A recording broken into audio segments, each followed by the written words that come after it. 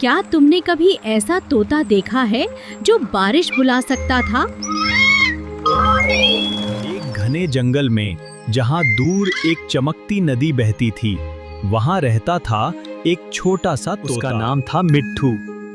वह सबका दोस्त था, लेकिन उसे एक खास ताकत मिली थी। एक दिन जंगल में भयंकर सूखा पड़ गया।